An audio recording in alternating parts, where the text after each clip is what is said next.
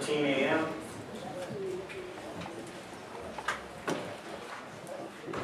Like to have a roll call? Chair, Lord Nabi'kiiyati, Nabi'kiiyati, Here. Councilman Nolly, Here. Wendell Curley, Here. Jonathan Nez, Here. Elton Shepherd, Here. David Tom, here, Dwight Witherspoon, here, Lorenzo Bates, Nelson Begay, here, Joshua Butler, here, Martha Hale, Present. Leonard Peete, Danny Simpson, Wayne Sididini, here, Edmund Yazi, Elmer Begay, Russell Begay, Charles Damon, President, Kenneth Maryboy, no, Walter Phelps, Roscoe Smith, Leonard Sosi,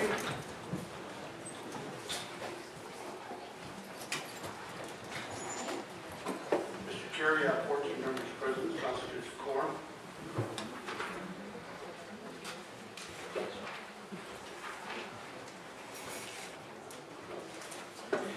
Members here. Let's bring the Nabi'kiiyati Committee to order. Today's Friday, January the 22nd. I'd like to ask Nelson do an invocation, please.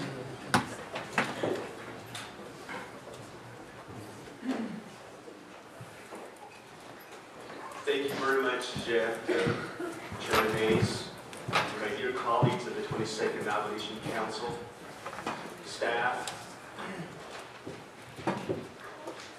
and all our relatives in the gallery.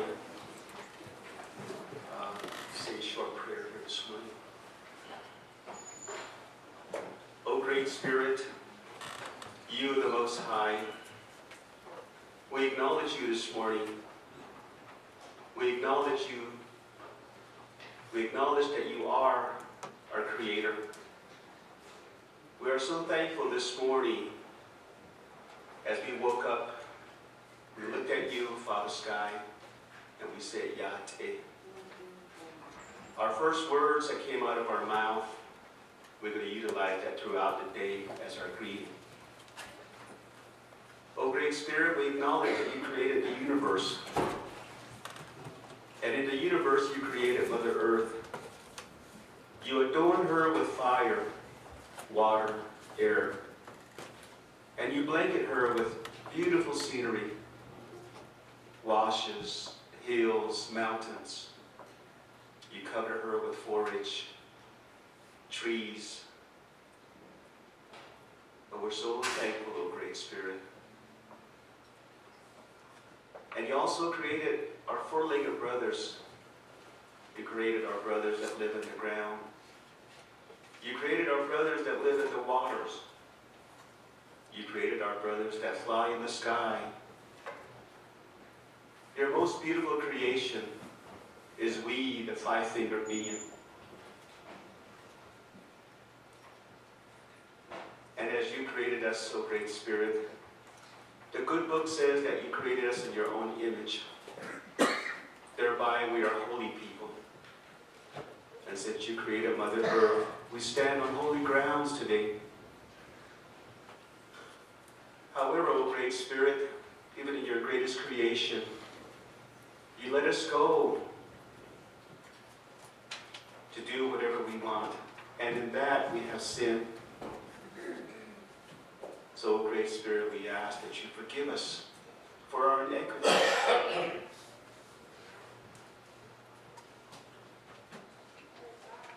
And, O Great Spirit, today, as we greet the sun, as we greet the warm air, the warm sunshine from the sun, we gather again in this holy place and in this beautiful historic chambers. One only has to look at the murals on the walls to see where we have come from. That we are a great nation. And as we sit here in the chambers, we can hear our former leaders talking, debating. So likewise today, O Great Spirit, we ask for your guidance, that we debate today. We ask, O Great Spirit, to give us wisdom, guidance, clarity, to be good leaders, to show our people that we are leaders.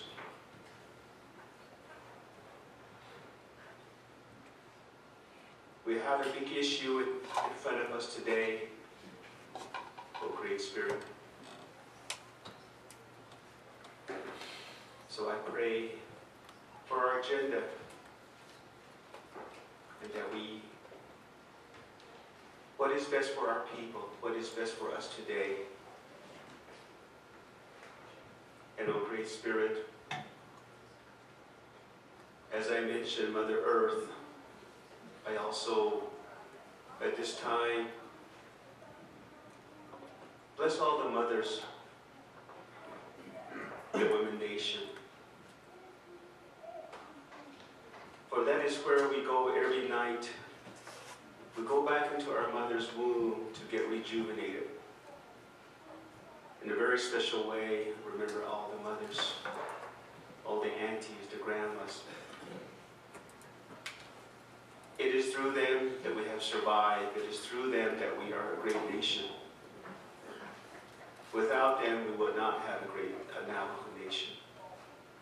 So in a very special way, I pray for the mothers.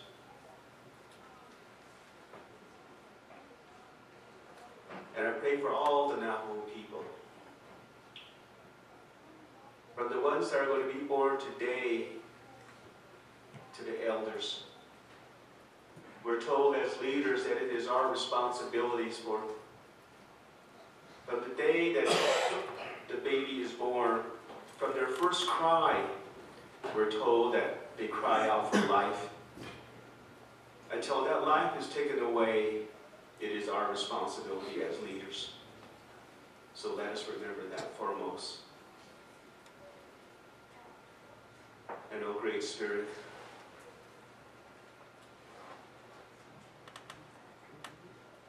we, in your creation, we are missing one thing.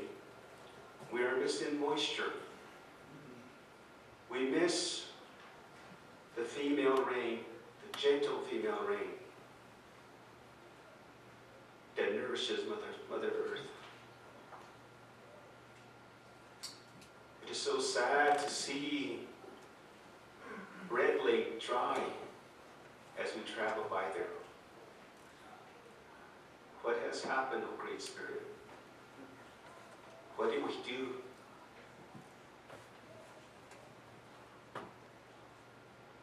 We're not only losing water and environment, we're also losing our children. We're losing our children. And I pray, O Great Spirit, that today, through our prayers, that we all get back together, get back on the Corn Pollen Road, so that we can be a great nation again. And for our visitors that come from afar, we thank you also, O Great Spirit. We also thank our veterans, our men and women that are across the great waters. Give them safety, safe return. And as they return, they pray that their body is whole. O Great Spirit, in my weaknesses, I pray for many. I pray for much. However, O Great Spirit, I pray for a day that we have a good debate on this floor. Be with my colleagues, be with our chair, be with our staff, be with our presenters, as we talk about an issue that is so important to all of us.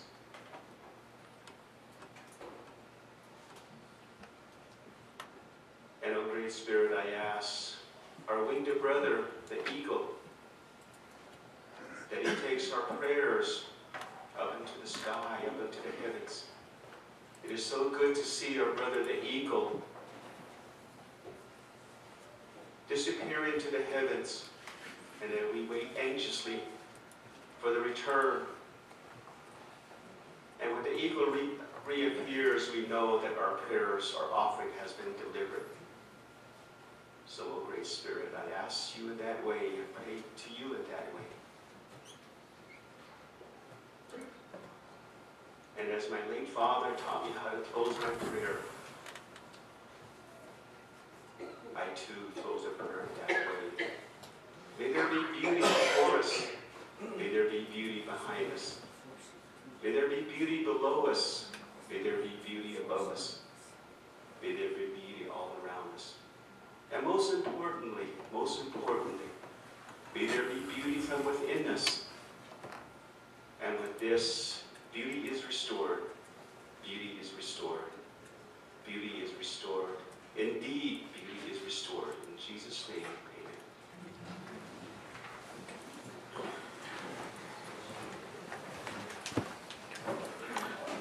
amen. Dici che nasce tranquillo. Allora, yate am good morning. Yate ado da khaiso kagi ade yahayagi ashabik yate kedanso. Ado staff, good morning also. And then also our visitors, guests, good morning. Before we go on, is there any announcement from the committee?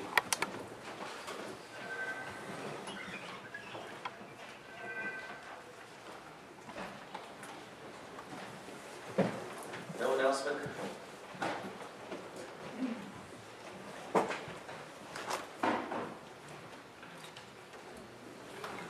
Okay, there's an announcement.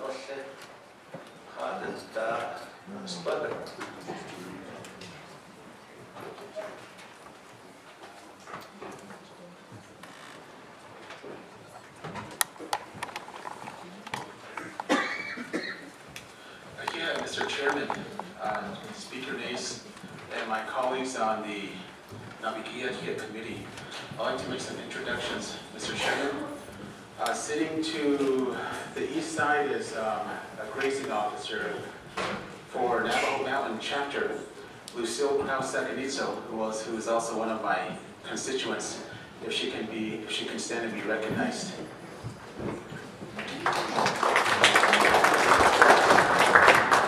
Mr. Chairman, also on the east side is two of my constituents as well. The Honorable Peter McDonald Sr., former chairman of the Navajo Nation, and the former First Lady, Wanda McDonald.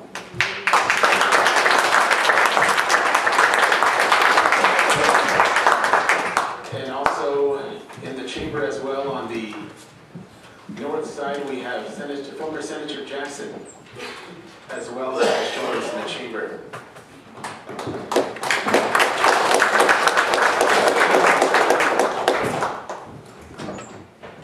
Mr. Chairman. Mr. Curley. Mr. Chair, I want to make a brief announcement. Today, we never really have a break in our proceedings here.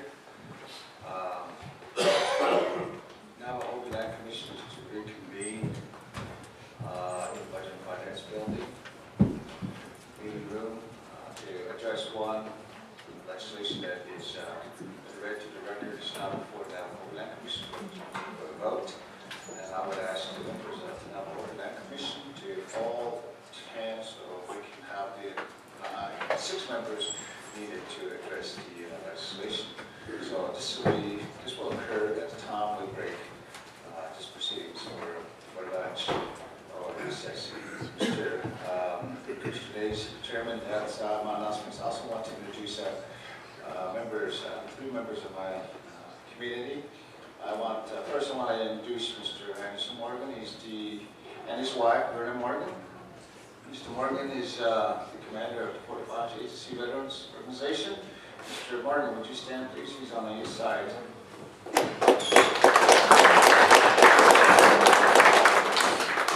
We also have another important member from the Waterloo Chapter, is former chapter president. I think he's on the NHA Board of Commissioners.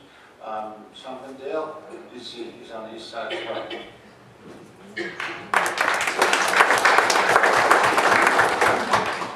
Mr. Speaker, I want to make one last request. I had one request. Last thing I have before I go back to you. One thing that I feel that should be paramount, should be displayed in this building is a copy of a replica of our treaty. When you go to federal offices, state offices, they have their constitutions. We have our treaty, and our treaty should be displayed in this building in a prominent position. Somewhere in this building, I'm thinking back there, we can have our treaty written. So that when we sit here and address decisions, we have our treaty reminder staring us in the face.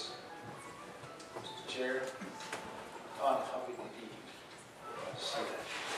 That's my request today, Mr. Chair. Thank you. Thank you. Mr. Alberti.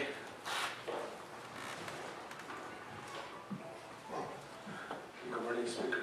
I'm the 22nd Navajo Nation Council. Dr. Bennett. I'm the Nabi'kiiyati Committee. That's KHK. And I'm the Korea announcement the Speaker. And Monday, the 25th, in Dalcon, the Water Rights Settlement Forum that 이게 그냥 기회가 없습니다. 아무래도 water task force and the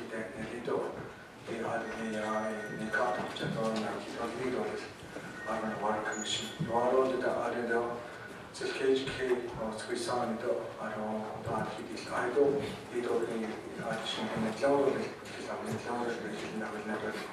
cloud introduction very quickly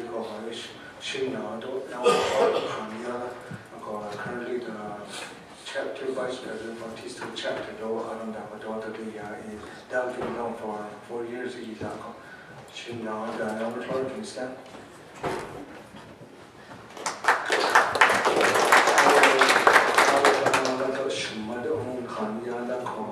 The coordinator and downtown chapter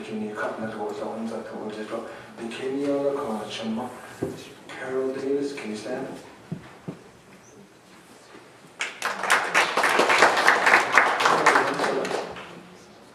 Mr. Ness.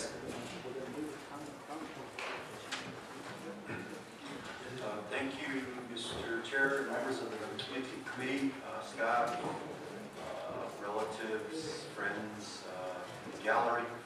I just wanted to do a couple of recognitions as well. I just appreciate everybody being here today. I have a couple of prominent individuals who have held the nation as well as the state of Arizona in their respective counties. On the south side here we have former Coconino County Board of Supervisor Louise Yellowman. If you could please stand, Louise.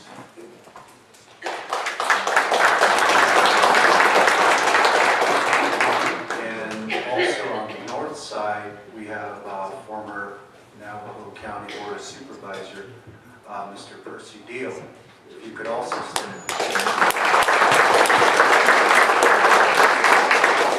And thank you, Mr. Butler, for introducing my Navajo Mountain grazing official who has been represented. I think she's a registered voter of Navajo Mountain, so she's not your constituent now. Thank you, sir. Thank you.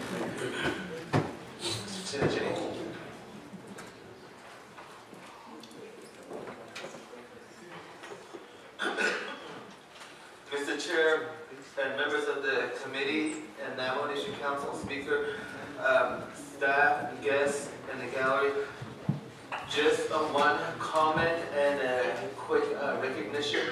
Mr. Speaker, thanks for allowing the Law and Order Committee and the Health, Education, Social Service Committee go up to Flag and meet with the U.S. District Attorney's Office, Arizona District regarding federal regulations, and we will be working on compromising federal jurisdiction on the Navajo Nation.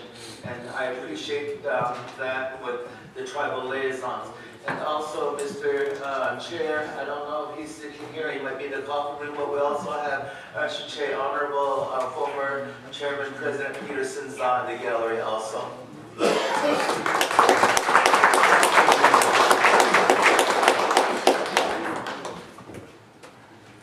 Mr. Damon. Thank you, Chair and members of the committee here, the people in the audience from Arizona. We do have interest from New Mexico. So all those people that are from New Mexico, would you please stand up so we can be recognized? Eastern Agency. Thank you.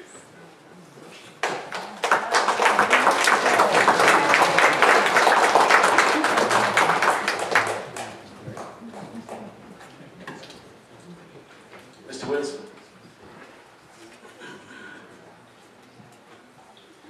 Thank you, Chair, members of the committee, those present in the gallery, our staff.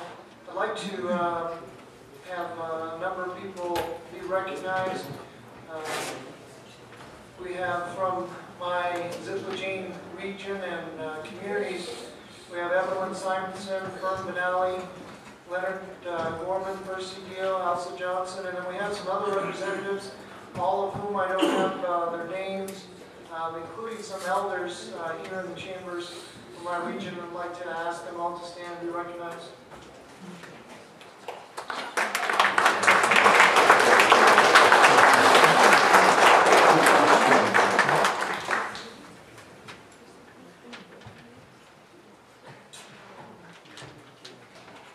We have a young gentleman here. His name is Cal Curley, representative for Tom Udall, over on the south side.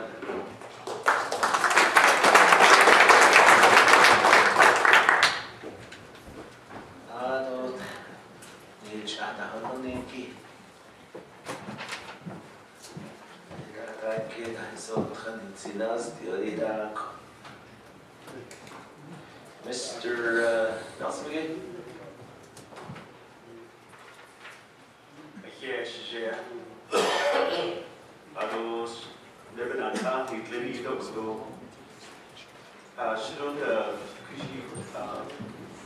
street and legal sounding and being able to educated never had. Social data posting. She now the way to educate never not that which ones. Cause the dance that door which ones on in being the Samuel Yazi.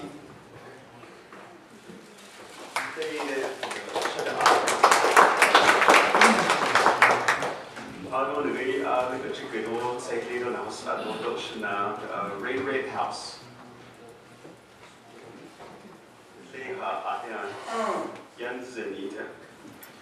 I think the South Conference Room with Norman Begay, a member of the Board of Election Supervisors. I don't know if I about Judge the Blackwater Road, the chair, or Christian scholars.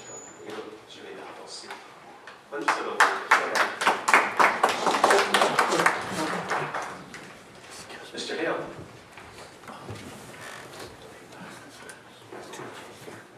Yeah, it's not education that from the conduct she feels and another so company. One day, the shape of the kitchen, the kitchen, she other like to Hashin, so this Sabbath, and I in skin, the Navy should be cast of it. And Habira Hashin are not so I can. Mr. Bates.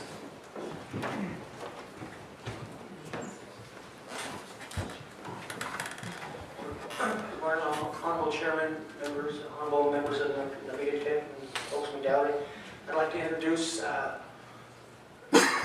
senator from the state of New Mexico who has been very influential in terms of some of the projects within State of New Mexico, and that is Senator Joy.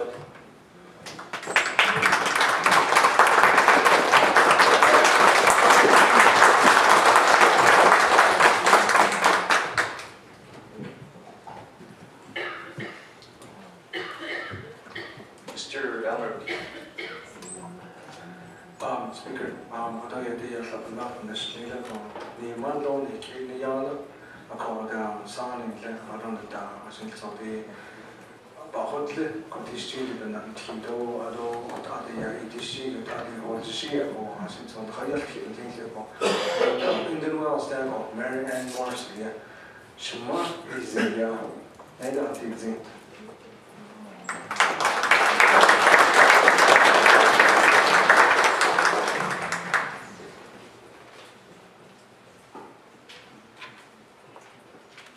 Any others? Okay.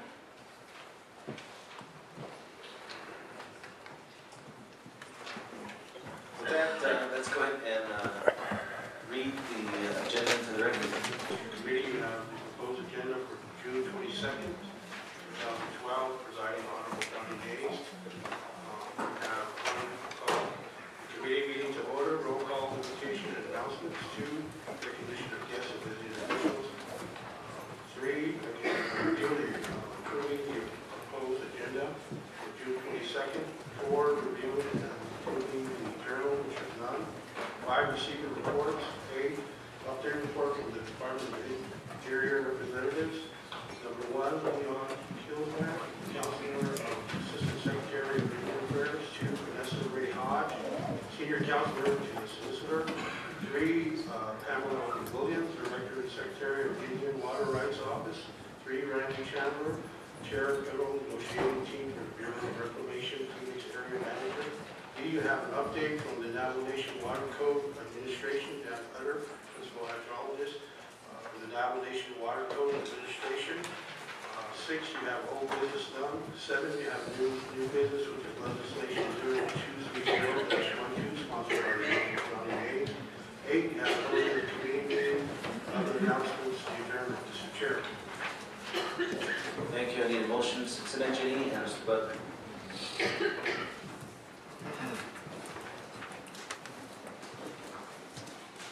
Members of the committee, is there any amendment, deletion to the agenda? Mr. Kruger.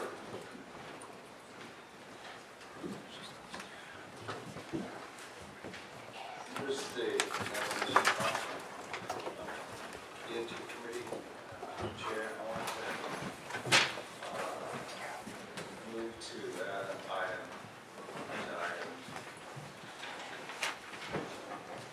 D under new business. So the council support. This legislation is number 0099-12. And it's for $370,663 for election administration. As you recall, members of the Navajo Nation Council, we passed the primary election matter for the state of Arizona. And as a result of that, there will be additional expenditure associated for an election, including the election of, or aligning it with the state of Arizona's election. And these dollars are requested by the Navajo election will be going towards that effort. So we will be furthering that election alignment effort with this legislation. And it's sponsored by yourself, Mr. Hayes, Mr. Chair. I asked for Navajo Nation Council to add this to NDHK. Thank you very much. Second by Mr. Damon. Question regarding the amendment? I see none. Let's proceed to vote. All those in favor, please raise your hand.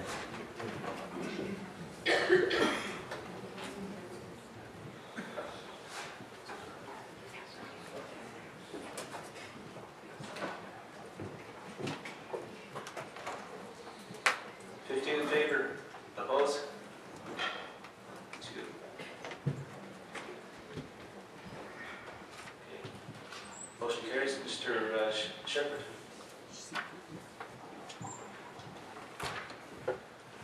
Okay, Shana. Chilo alam so kudo ya each kilo kudo Shana ano kanigi kudo ya legislation number 0228-12. It's a confirmation appointing and hiring an individual for the executive directorship of Ethics and Rules Office. It's already gone through the process and it needs to come before this body. And again, it's just a confirmation for Director of Ethics and Rules. Ashona Shnata.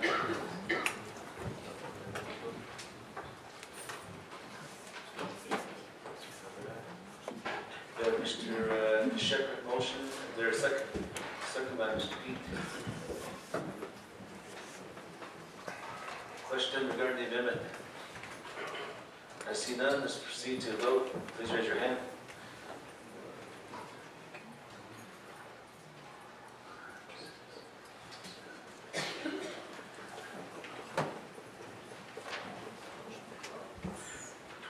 Opposed?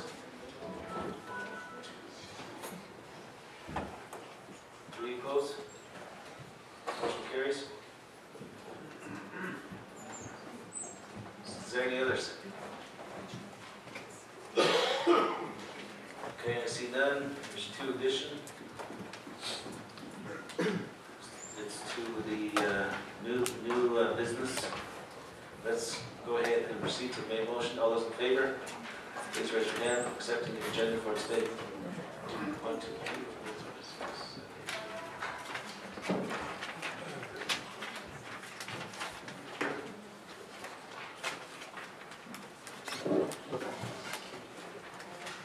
Opposed? Opposed? None? 15 in favor, 0 opposed. Members of the Nabi'kiiyati Committee, you've accepted your agenda for today.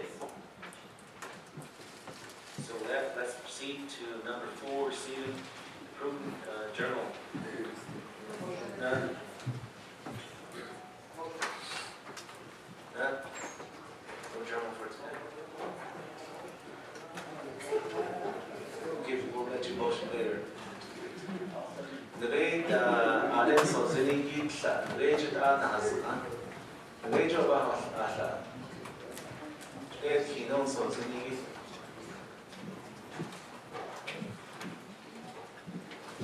Adam nabid Nahazan testo. Ashwadi sa nabid nide da so die. Nabid nide na so thanigi. Da. Okay. Hey, IT people, deal and make it. De nada, kiss.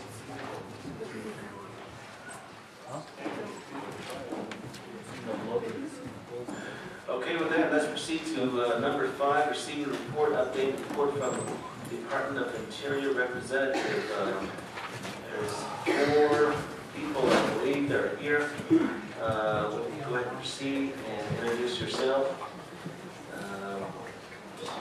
And let us know what the report's going to be about. So proceed. Good afternoon. My name is Randy Chandler. I'm the area manager for the Bureau of Reclamation Office in Phoenix, Arizona, and I led up the federal team negotiations for the summer. Good morning, my name is Pamela Williams. I'm the director of the Secretary's Indian Water Rights Office in Washington, D.C. Good morning, my name is Vanessa Ray Hodge. I'm senior counselor to Solicitor Hillary Tompkins in Washington, D.C.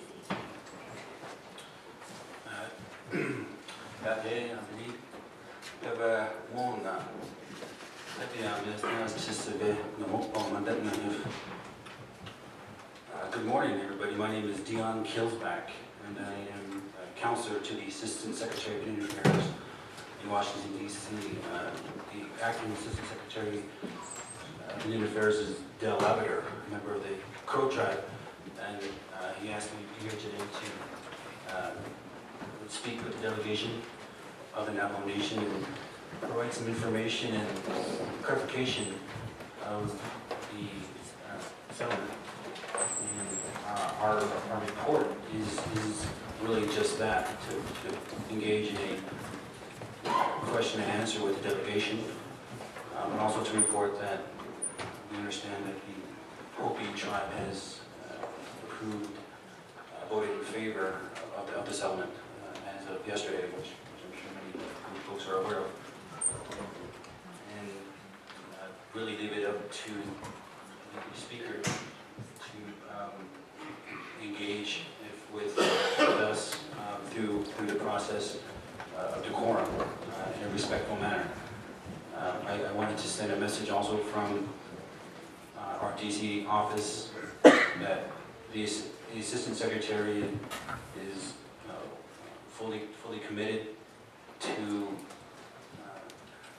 addressing and comprehensively selling Indian water rights on behalf of Indian tribes, including the Navajo Nation. And it is part of the United States responsibility. And my position as the counselor in coming to Washington, D.C., I was brought on specifically to address Indian water rights issues. By way of background, I'd like to talk a little bit about my background. As I stated, I'm a member of the Northern Cheyenne tribe in Montana. And this week is significant for us.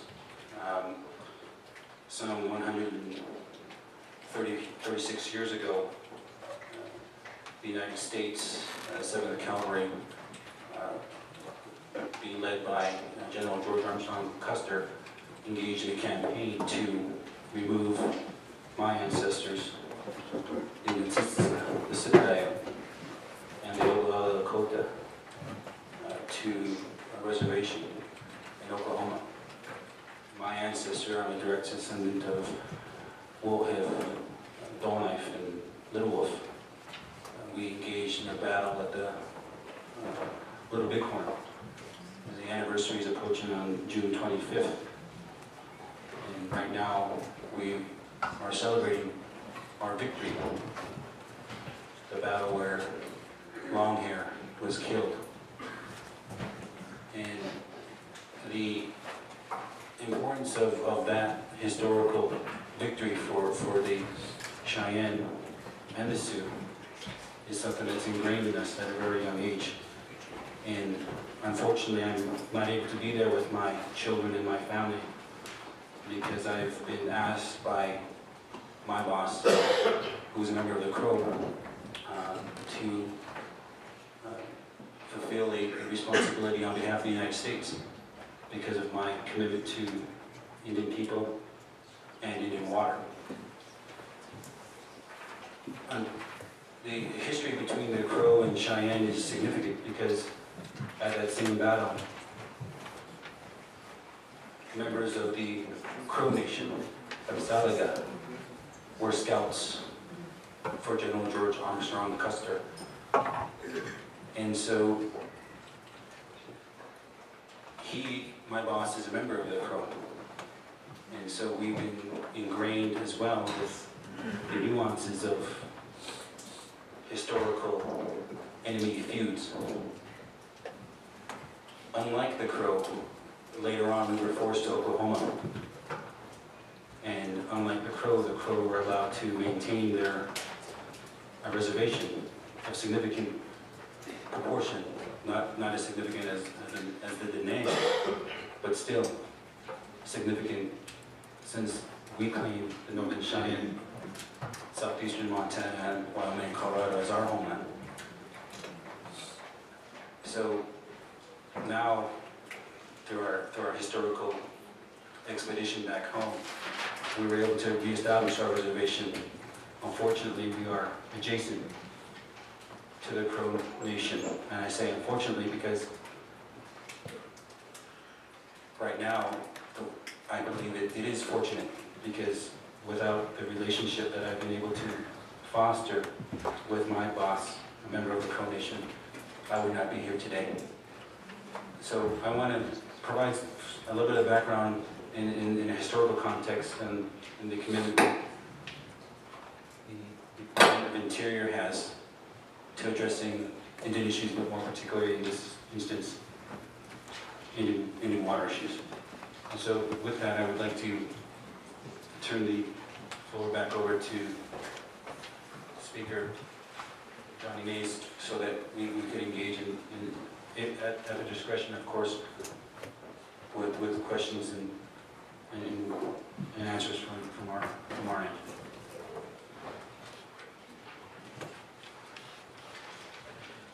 I have 4 people listed to do the report. Are you the only one making the report at this time? Yes, I am.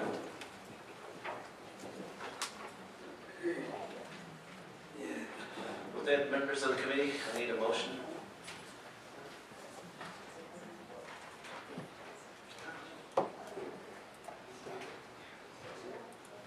That's it. Motion to accept the report. Mr. Nabi'kiiyati? Mr. Buck?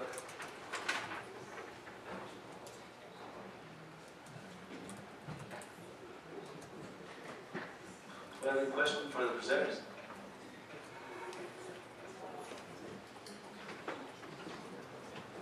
Mr. Witherspoon?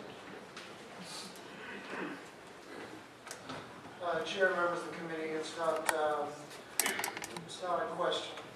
It's a comment that we have litigation against Department of Interior, and it certainly may not be appropriate for us to entertain essentially a report from them such when we're dealing with a settlement agreement with them would essentially alleviate that litigation that we have with them.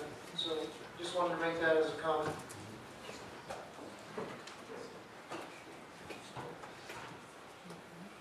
Mr. Curley? It's very interesting. Comment on what I observed, Mr. Chair, is that historically, this report indicated the federal government took punitive measures against Indian nations, did not agree to their policies. And I hope that the federal government does not practice the same measures against nations that don't necessarily agree with the policy as well. So I really don't know what the policy of the representatives of the federal government had to report. It would be very interesting to hear that, and I didn't hear that at all, Mr. Chair. Senator?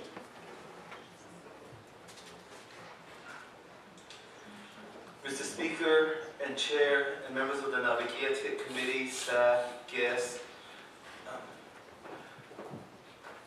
presenters, I was hoping to hear a report from the Interior, but it was more like a question-answer session. I don't know if that's appropriate or inappropriate. Mr. Chair, I'd like to pose a question to our legal counsel and possible DOJ. Since we do have a lawsuit pending, if we could communicate with them on this particular subject. And if we can, I believe that no lawyers or attorneys from both parties should be in attendance. Mr. Speaker and Mr. Chair.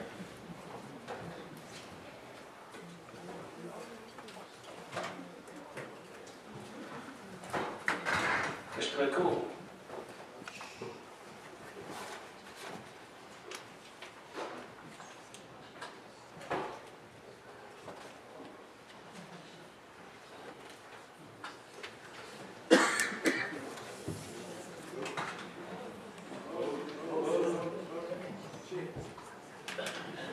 Mr. Curley?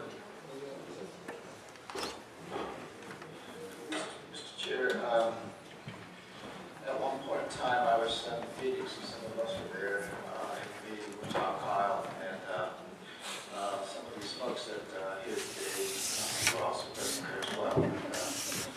share was frustration on the part of federal people to the lack of progress that the Hopi Nation and the Navajo Nation was making with respect to the agreement. It seems to me, that indicated to me that it's the interest of these folks here that an agreement be fashioned. I just wonder if that's their position. What are they here for? I'm very interested to see what their position is with respect to the agreements. Mr. Chair, thank you. Presenter. I just want to make clear that we're here to address the bill that's pending before the delegation, and we understand that you can deliberate it, and our position is to provide assurance to our commitment of the implementation. In that vein, it's a nation decision. We're not here to try to sell anything. We're not here to try to sway. We're here just simply to provide information and clarification if there are questions. And we, as I stated, from Washington, D.C., our commitment is unwavering. We have a commitment from the top down in terms of the Obama administration, Secretary Salazar, Deputy Secretary Hayes, as well as the Assistant Secretary Del Lavender from Indian Affairs, as well as the Commissioner from the Bureau of Reclamation, Mike Connor.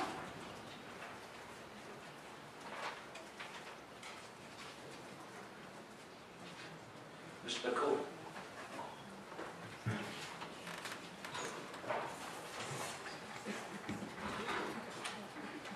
Mr. Chair, members of the council, good morning.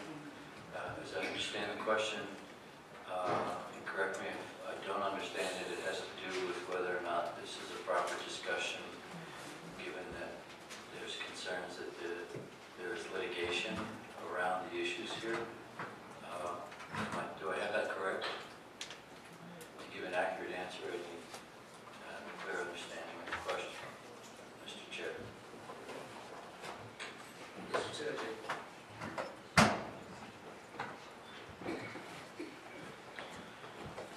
Mr. Chair, Speaker, members of the Nabi'kiiyati, and members of the council. Okay, Mr. McCool, restating my question, I'm wondering if it's inappropriate or appropriate to converse with pending lawsuits towards the federal government from the Navajo Nation, that we converse. And I think in the law it says that we could converse, but without both parties' lawyers in attendance. And from here on, it wouldn't matter if we proceed with this or not. And also, I appreciate Delegate Witherspoon's remarks and comments on this issue also. Mr. Chair, Mr. Senegini, when you institute lawsuit, both parties file their actions, and any time during the progress of that lawsuit, if parties can arrive at a settlement, they're free to do so. And in fact, courts prefer that. And so in this case, this body is one of the prime deciding bodies with respect to the settlement that's being discussed, not the litigation. This is a settlement that is an outgrowth of ongoing litigation, but if you will, represents more or less a timeout in the pursuit of legal arguments as to who's right, who's wrong, etc., and allows for a compromise or settlement solution to be arrived at without having to go to the court to decide. And so this conversation is about that type of settlement. Of course, an agreement can't be reached if only one party is there. As to the presence of the attorneys, there's no legal strategy on either side being revealed or discussed, the attorneys are aware of the implications of terms and conditions that might be arrived at in that settlement and its impact on their respective clients, and they can inform their respective clients accordingly. So I don't see anything prohibitive that the attorney shouldn't be here. No attorney is turning over its case plan, its legal theory, etc., to the other attorneys, or vice versa, but rather what's on the table is what's before you, which is a settlement. And the settlement is in response to litigation, but it is not the litigation. And so a discussion involving all parties and all informed parties are essential to both sides. So if it is agreed to, there is fully informed consent. No one can say I didn't know. So, Mr. Speaker, I would like to interject. If we're going to settle this then, or are we receiving a report? Mr. Chair.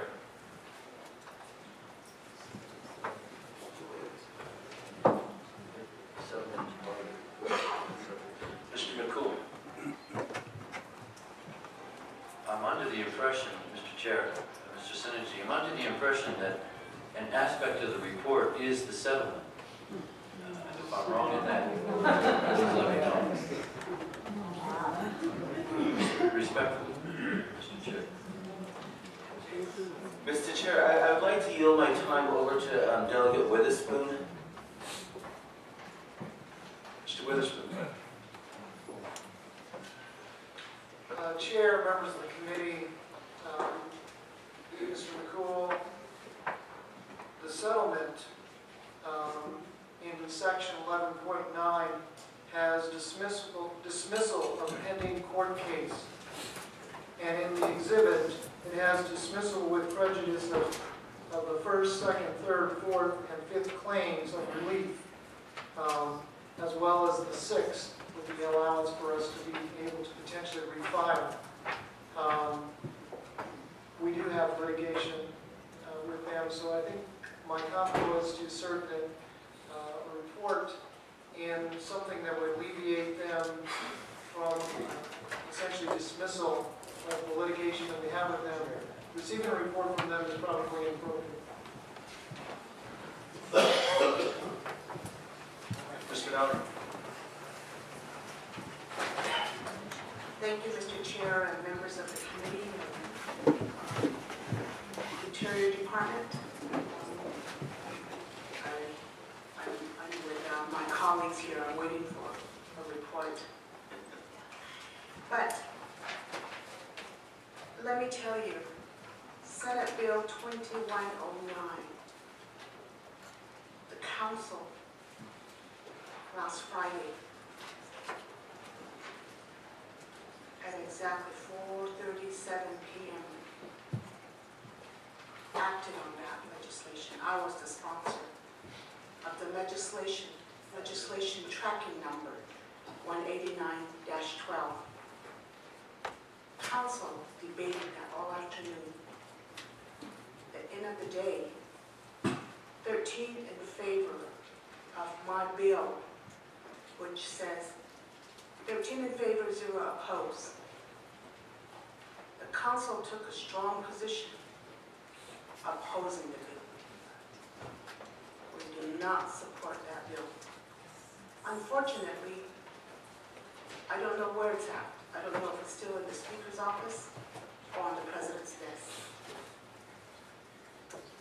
That message has not been conveyed to your office, and that is probably why you're here. I don't know who invited you, maybe Water Rights Commission, in hopes of swaying us the other way.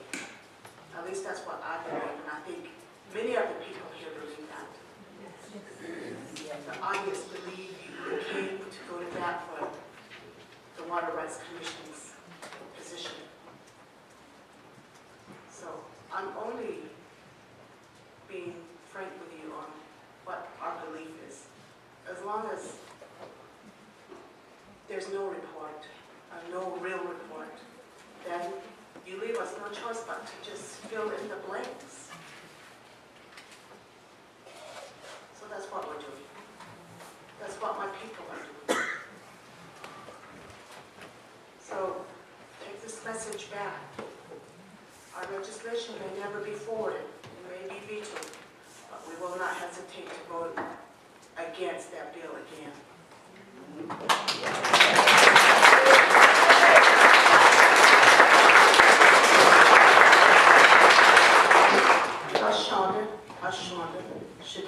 ashonda. Ashonda uyowa ede. Ashonda shanun on to. The nosen hada este ashonda. So that with that, I'd like to send that along. Have that message sent back to your boss, to you, Mr. Chair. Mr. McCool. Thank you, Mr. Chair. It is my understanding that the members of the department are here to explain to the council what happens if the agreement is approved by the nation, not to discuss the terms of what's good, what's bad in the agreement, but the process that will occur afterwards. And in some respects, we can all see that that's relevant information, because how long will it take, how many people review it, etc. What are the standards they're going to use to review it, how much of the concerns of the tribe are going to be taken into account, not review, etc. On the other hand, if the council does not feel that that's relevant at this time, it may be even a bit premature, that again is the council's decision, Mr. Chair. Mr. Melke.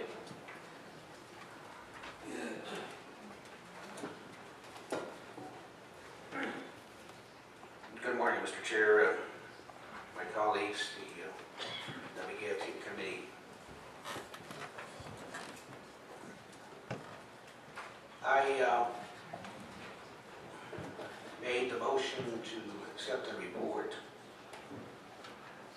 as being aware of the folks from the Department of the Interior of the United States have made the report to their ability. And this is what they are here to share with us. They did share it with us. And so, but on other situations that we're promoting and highlighting some of the issues that are pending. And to my thinking, that's not the issue here. But the report is made, and that's the meeting that we're having here. If that's what it is, and that's what it is. And so we just need to accept what they provided, and we just need to move on and address some of the issues that's on the agenda here. Mr. Chair. Mr. Bates. Thank you, Mr. Chairman, members of, honorable members of the committee. Well, let me just correct Honorable Nolly's statement. It doesn't go to the president. It's a committee. Nabi'kiiyati legislation. It goes to council. Council speaks on behalf of the nation, not Nabi'kiiyati. So it's destined for council, and that's when council decides on it. It was only a committee action. Now, attorneys, you can say yes or no on it, but that's how I read it was stamped. It was stamped council. So it goes to council. It's treated as a council legislation. So having said that, I certainly can understand the Interior's position. They obviously cannot take a position on this matter. They're here to, I'm of the understanding, just from what they've indicated thus far, is that in the event this legislation goes through at the federal level and things kick in as to their involvement, as to how to make the terms within the settlement become a reality. That's their job. So based on that, my question is, within the settlement, it has a dollar figure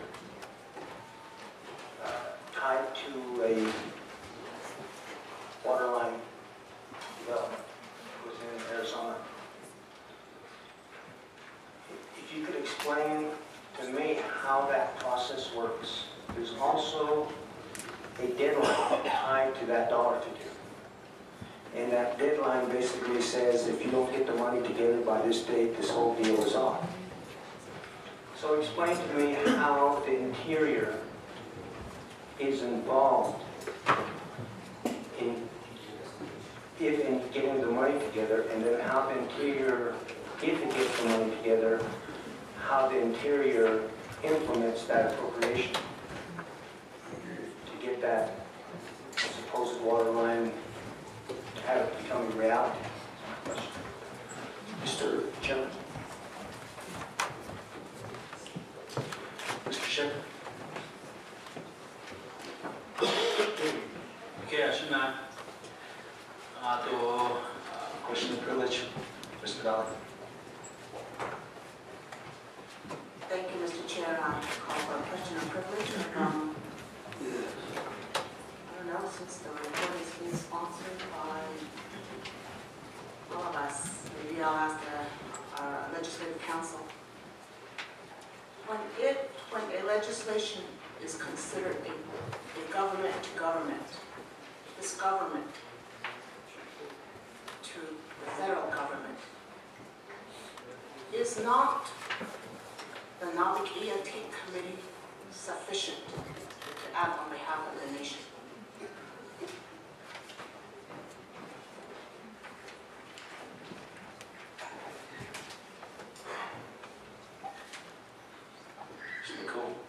Mr. Chair, Mr. Donnelly, members of the committee.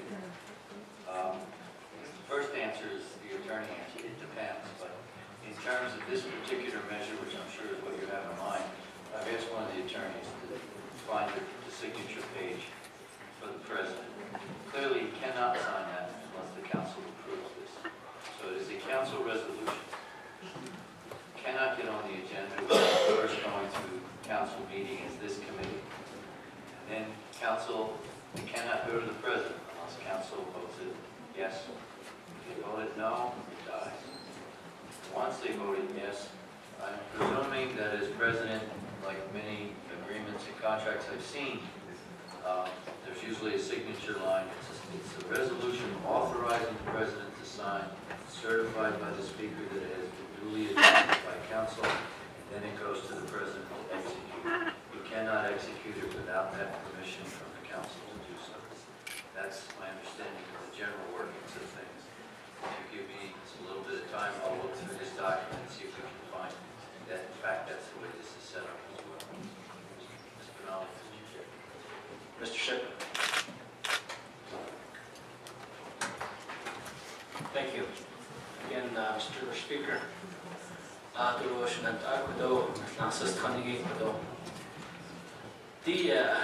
I see Binyere quite so given the chair. Oyoshitantla.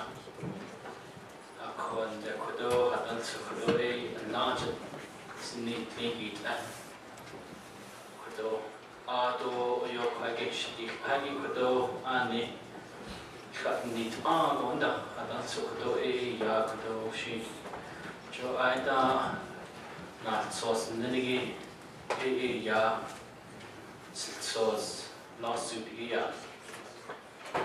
Nacho Kudo Ado Gitnas Name Nacha Ado Oyo Nakin no Akaigi Ako Ado Ku and Shijari Hatzi given Nacha Klo the Nabi'kiiyati no do council Akonde Kudo Shabansis Casey Afdo A Yakudo. There was 14 of us that were here that chose to debate this issue as a recommendation to the Navajo Nation Council. Kadoishi Kwagi Ado, Council kind Ishi Kwagi, I think the vote was unanimous as far as the people that were on the floor that took an interest on behalf of the people. But we still have to deal with that at Council.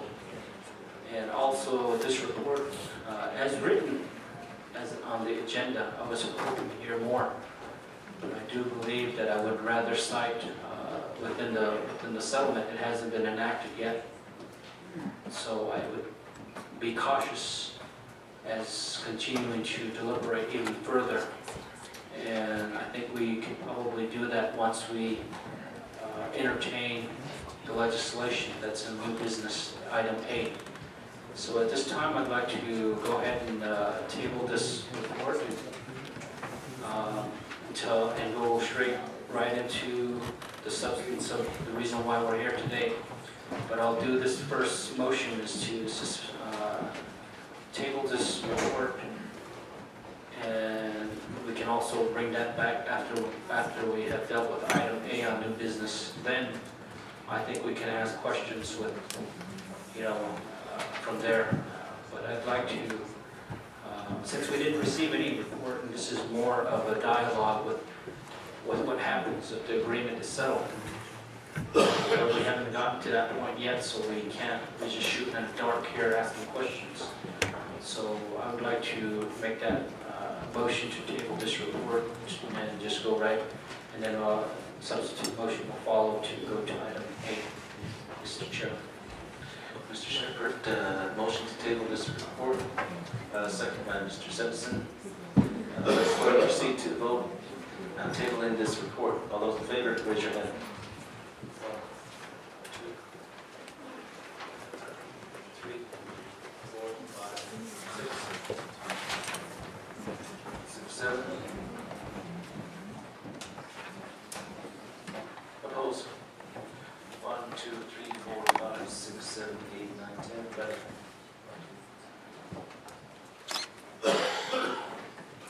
Okay, the tabling motion fails.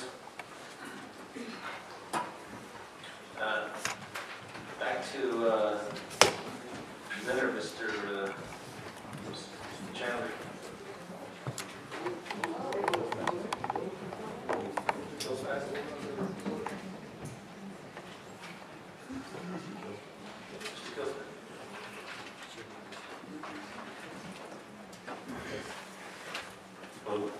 Sorry. I just wanted to respond to a few of the questions and comments, if that's all right. To Delegate Curley, his first question started off on whether or not the United States, particularly our Office of Administration, engaged or advocated the punitive practices of hindering or punishing Indian tribes, or assimilation type policies, I imagine, and I'm going to say that that's a no. The United States currently is fully committed to fulfilling its trust responsibility to Indian tribes and committed to carrying that through. And ultimately, what we understand is that it's us understanding that the nation is sovereign and has its own decision-making process, and that it's up to the nation to decide. And the assimilation policies of the past, of which we're all familiar with, we're trying to take a different approach, obviously now, in working with tribes to better fulfill that commitment to the Delegate Representative Mrs. Benali. We weren't requested by the Water Commission to be here, but we did understand that this body took a vote not to support the legislation, and I think that from our offices in DC, we wanted to provide information or clarification if the delegation had questions for us, and in that light, so that we understood where the nation was coming from, and if we could provide any clarification that the delegation felt that needed some questions answered. And so, and we understood it as well that the Hopi tribe, acted in similar fashion with their elected officials. So, again, I want to emphasize that, we're committed to answering questions, but being really upfront and not trying to hide the ball, and frank discussion.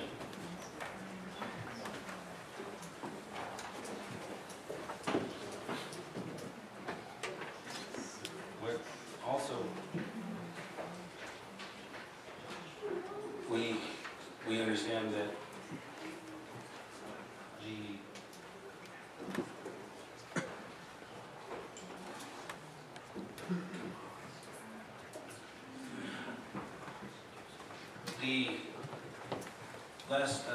a few weeks ago there was the groundbreaking ceremony at the Navajo Gallup, and I want to speak to this gentleman's question on implementation. The United States Department of Interior is committed to fully implementing any action that the nation approves and that Congress approves. And we want to provide assurances that we're going to follow through. For example, the Navajo Gallup, which isn't this settlement I'm talking about, but I'm going to use that as an example to kind of paint a picture of where we're coming from. The United States is committed over the next 3 years, $180 million for that pipeline project. $60 million in 2012, $60 million in 2013, and $60 million in 2014. It's $180 million of mandatory funding, and that's to accomplish the pipeline project. But also, in 2020, another $500 million of mandatory funding, which would mean $120 million over the next 5 years after that. So what we have here is a commitment to the San Juan settlement for a delivery system of Navajo water to accomplish what the nation decided, and as well as the United States and as well as the city of Gallup. And that amount, the 500 plus the $180 million is, close to $1 billion of mandatory funding. And that is essentially already money that's committed. It's there. We're just waiting for, the planning to take place. And so the commitment from the United States Department of Interior to fulfill these obligations and for the Navajo Nation to exercise to the fullest extent their rights. The United States recognizes that that's a decision that the United States and the nation agreed upon. And so when we talk about if and when in the event, the Navajo Hopi Little Colorado River settlement takes place, we have that same mentality, the same commitment to fulfilling the implementation guidelines as described in the settlement. And I want to move to the fourth question. Fourth question. And also, let me apologize as well.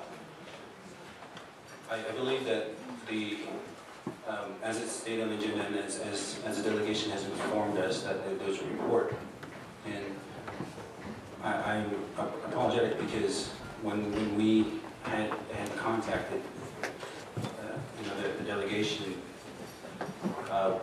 we wanted to talk about this and just have a discussion on anything that the delegation wanted to talk about. But our report surrounded essentially the information that we received in regards to the vote as Ms. Benali described, also as well as the Hopi vote that took place in similar fashion. But also to report that as of yesterday, the Hopi tribe approved supporting the water supply for the Navajo Hopi Little Colorado River settlement. So I don't mean to offend this sovereign body, the legislative body of the Navajo Nation. And I send sincere apologies, and I don't mean to offend this nation's legislative body, so let me apologize. I did not mean to offend, so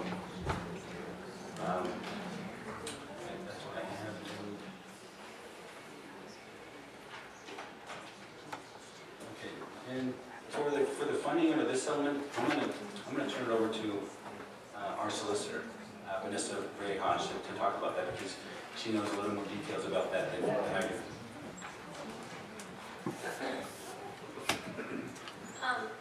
Under the current settlement as it's set forth in the bill pending before the Senate, appropriations for both the Navajo groundwater projects and the Hopi groundwater projects will be made through appropriations over a 10-year period. As Dion mentioned, in the Navajo Gallup settlement in New Mexico, at the last minute, Congress was able to appropriate mandatory funding. That's not usually how water settlements get funded. And under this one, as it's currently structured, it will be appropriations over a 10-year period to build all of the groundwater projects contemplated under the settlement agreement.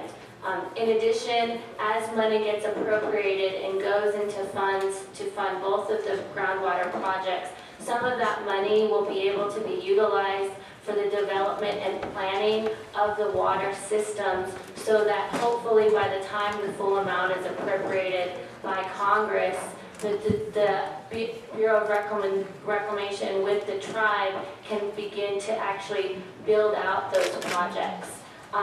And in addition, I think it's also important to note, as one of the main parts of this water settlement, none of the tribe's rights or waivers will ever become effective until that money is appropriated. And that's to ensure that Congress lives up to its responsibilities and the United States does to the tribes, and that we don't compromise the tribe's rights during that process.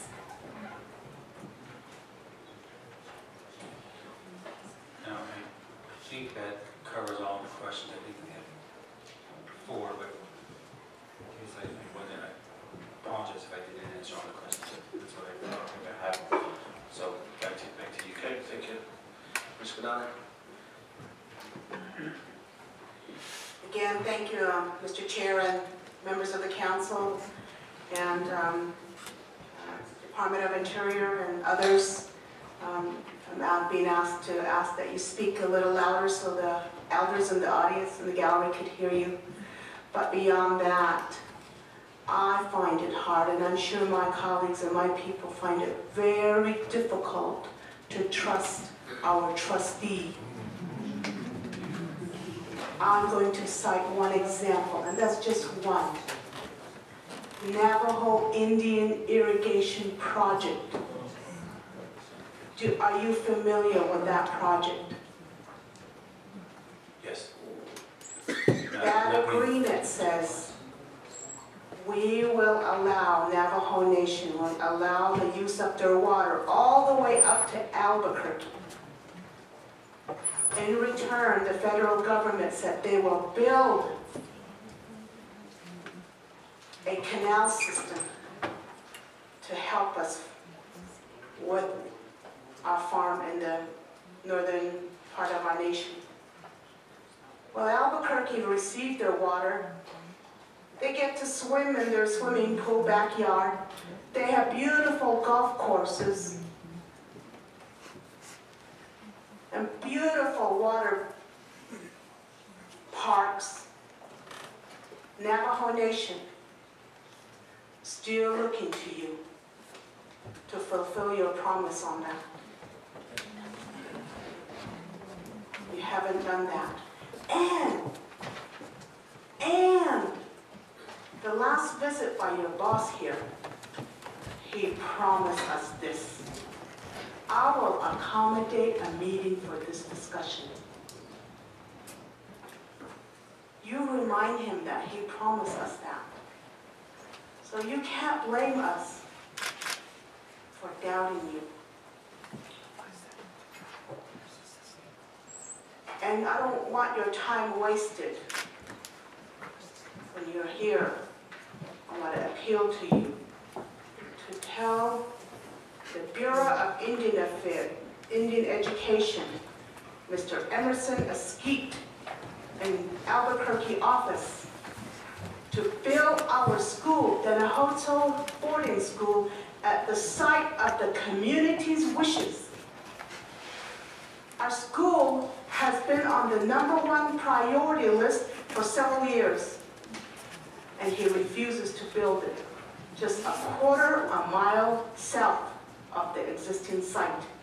And I have been pleading this case to everybody coming from Washington, D.C., and including McCain and Kyle when they came to Tuba City. They too promised that they will do something for my school. So today, don't waste your time, at least do something about my school, my children's school. But in the meantime, while NIP is not, while that has not been addressed and funded, we probably will never trust you, our trustee. Thank you. Let us go ahead and proceed to vote and accept the report. All those in favor, please raise your hand. Opposed? 1, 2, 3, 4, 5, 6, 7, 8, 9, 10, 11, 12, 13, 14, 15, 16. 16 in favor, 0 in favor, and 16 opposed. We took action on the report. Thank you. Mr. Shepherd. Thank you, Mr. Speaker. As earlier, as I alluded to, I'd like to make a motion to suspend the floor rules for new business item A legislation 0230-12. Thank you. Is there a second? Second by Mr. Pete.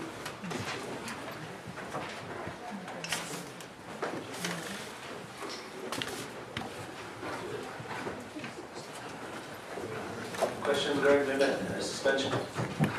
Mr. Curley.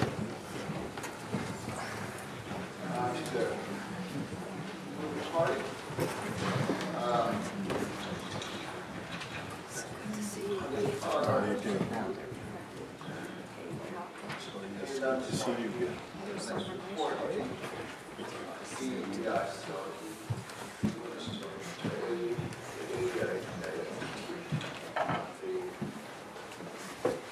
Legislation. I that.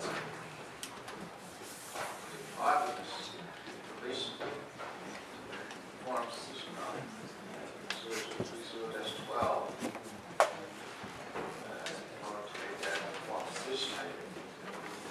All parties, including the individual that's listed as neurologist and obviously of course.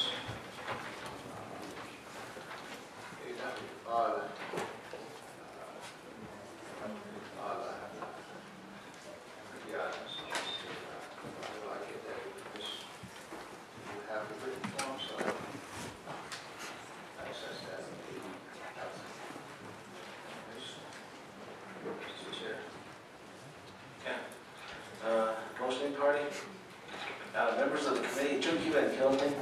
Just suspend it down. So let's proceed to vote. Suspending the floor rules, going to 2:30. All those in favor, raise your hand. 1, 2, 3, 4, 5, 6. Opposed? 1, 2, 3, 4, 5, 6, 7, 8, 9, 10, 11, 12. Okay. Suspension failed. 6 in favor, 12 opposed. Let's proceed to the next report. B, Mr. Utter.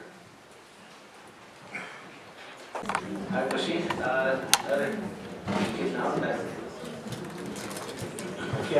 Mr. Speaker. Mr. Speaker, could you hear that?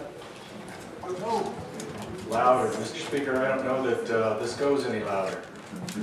I'm about to chew on this mouthpiece. Is that good enough? You're saying louder, louder back there. This will be difficult.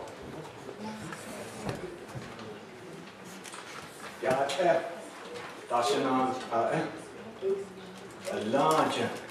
That's for the leaders who are here from the old days. And I think Mr. Bluehouse is here too. I think he's somewhere over there, Mr. Speaker. I don't think he was acknowledged earlier. Could we ask him to stand, please?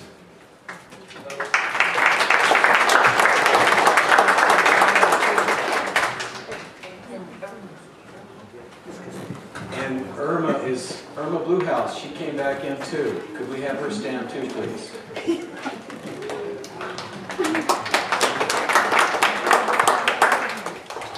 Ya'ata dashinanta kanofinigi do dashikisto shilake she jakar dashijane the Nabi'kiiyati Washington the Water Code Administration banashnish do nabehodana nahanashnish ahyana she tone kahe mishne eya bashit hojon kwa nehit kaponishnoligi ako Celtic do English nishne nana Swedish do Dutch bashis chin akot ego belagana dene nishne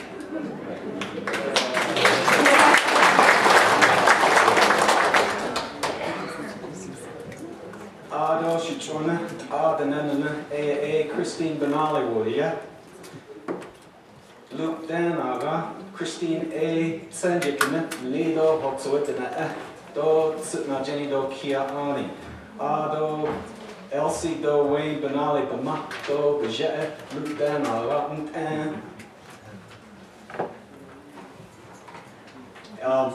Mr. Speaker, you see, there you are. It's hard to see with my glasses off. Mr. Utter, I want to let you know that you are shot on that. Okay. Now that's revealed. Thank you, sir. I have to ask your indulgence today, Mr. Speaker. My presentation, I can't say is really my presentation. Over 100 people helped prepare this as late as this morning. I've been up all night answering questions, changing pictures, and so on and so forth. I think I counted at least 20 people in here who helped prepare this, and another 60 or 80 or so that are not here today. Again, to everybody who helped contribute to this. I speak for my Navajo family, my in-laws of all kinds. We're going to have another one in October. The elders who are here, I appreciate my in-laws who are elders here today, and future generations. I'm speaking for them as well.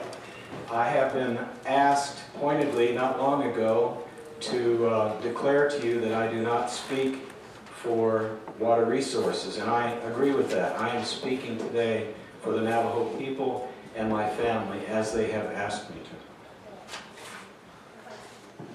to. Christine, George Kirkwood, my dad was in the Marine Corps for 30 years. He fought alongside code talkers. He fought alongside Navajos in Korea. He fought alongside Navajos in Vietnam twice. And I know we have a code talker here today, and we have other veterans and veterans' families. I've talked to the police here today. Some of them, I think most of them are veterans. I would like us all to ask the veterans and the veterans' families to please stand up. I would like to show them my appreciation coming from my heart and my late father being in the service for 30 years. Please, veterans and veterans' families, stand up and be recognized.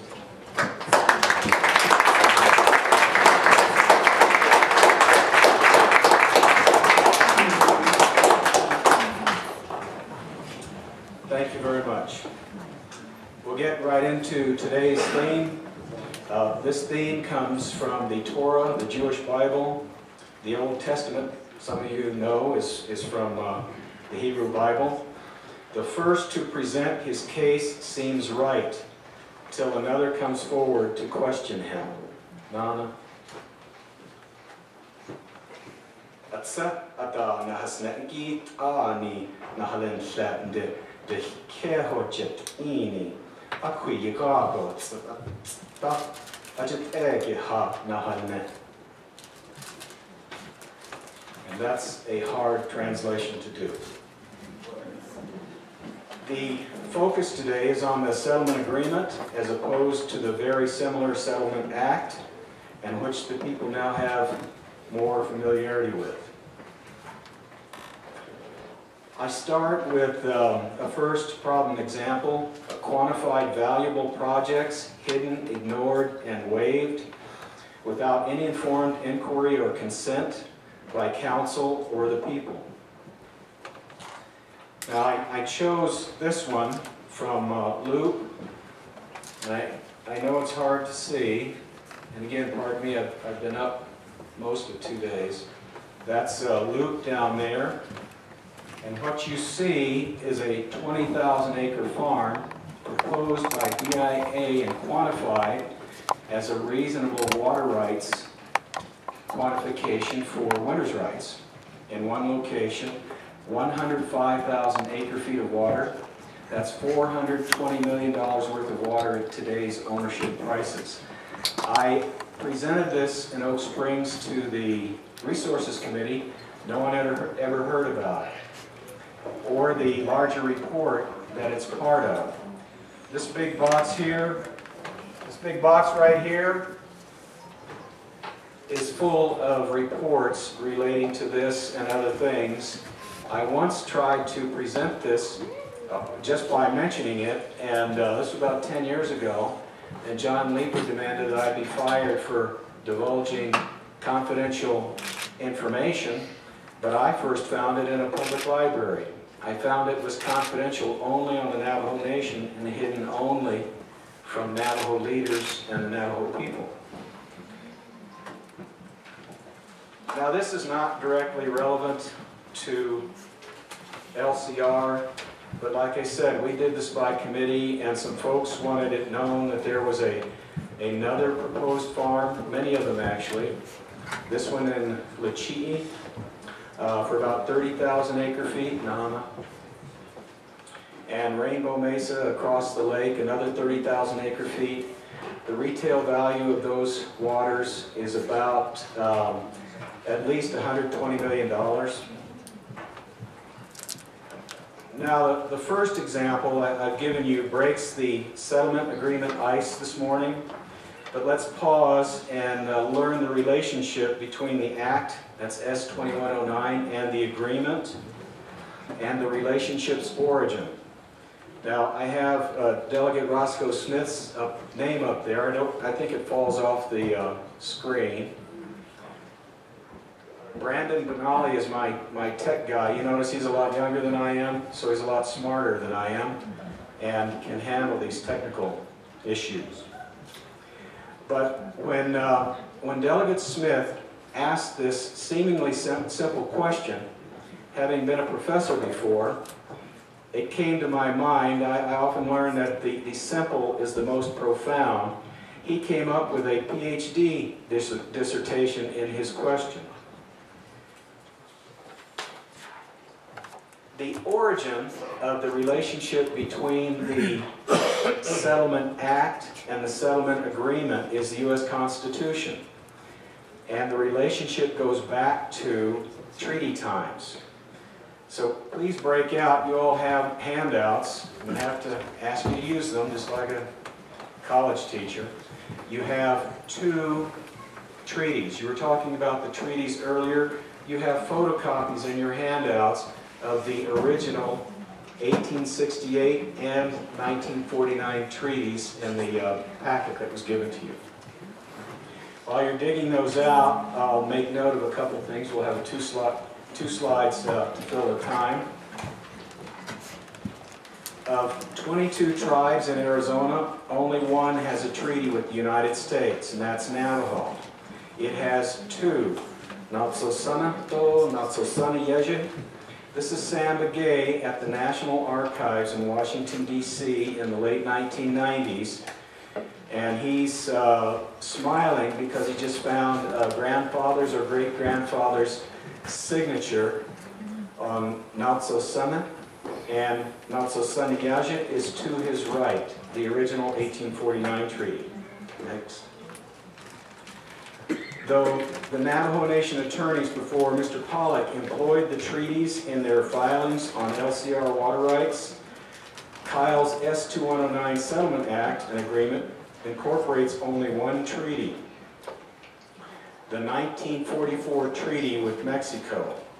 It seems the treaties are purposely left out because the agricultural purpose is a big concern. Agricultural use of water is very large. In the American West, in Arizona in particular, more than 80% of the water goes to agricultural uses. So when that's claimed as a purpose, one's water claims jump considerably. The U.S. Constitution, Article 2,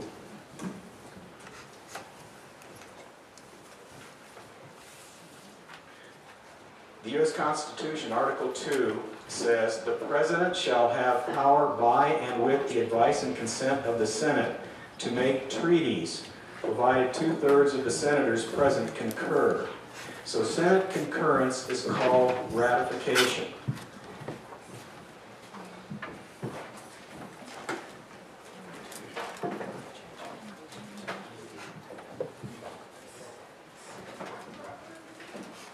We're working on some technical things. Can I pause briefly, Mr. Speaker?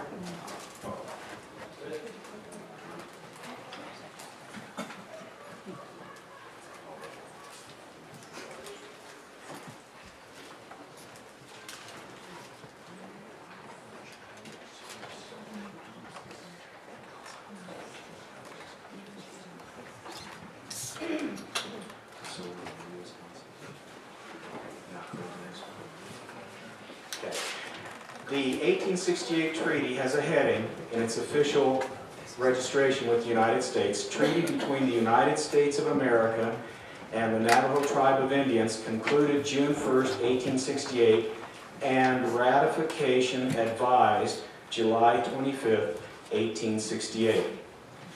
If you look at the next to last page of your 1868 treaty, that's what it looks like. It says, in executive session, so on and so forth, July 25th, 1868, resolved, 2/3 of the senators present concurring that the Senate advise and consent to the ratification of the treaty between the United States and the Navajo Indians. And that's, of course, the June 1st treaty.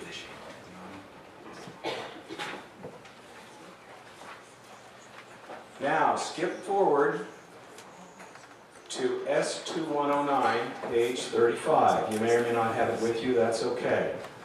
I'm quoting from it, section 101, ratification of the Navajo Hopi Little Colorado River Water Rights Settlement Agreement. It's like a modern-day treaty. The United States ended treaty making with tribes in 1871 officially. The very last treaty between a tribe and the United States that was ratified occurred 10 weeks after the Navajo Treaty of 1868. So you barely made it in the window. The last treaty, 10 weeks later, was with the Nez Perce.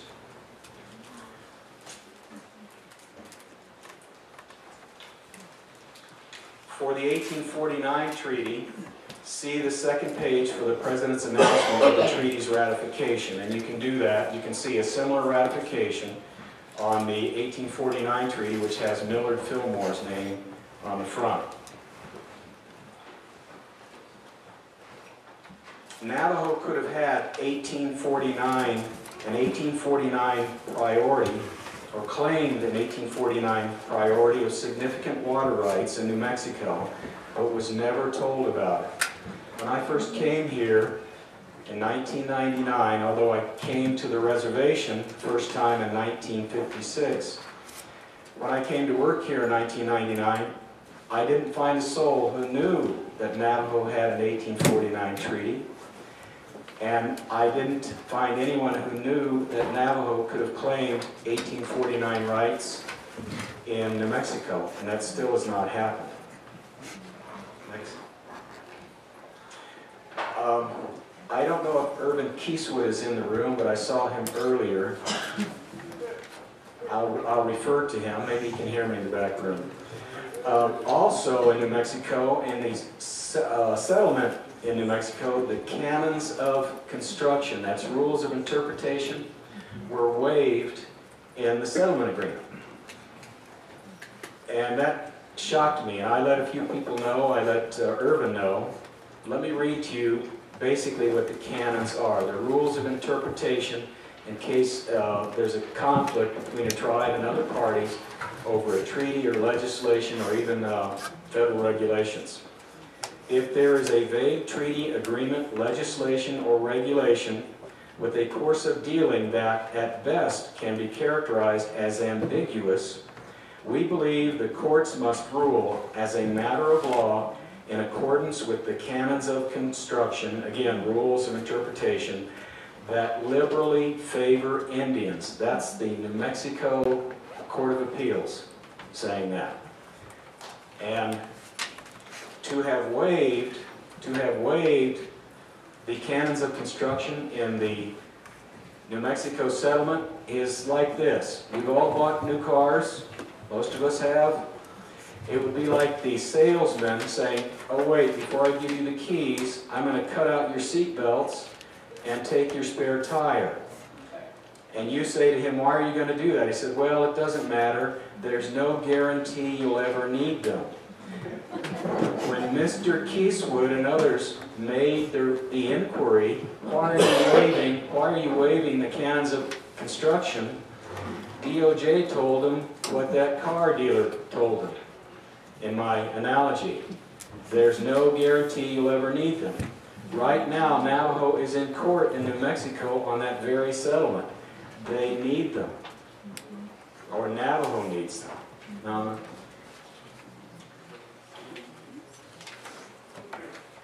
So you can't see everything up there, but I will do my best to fill it in.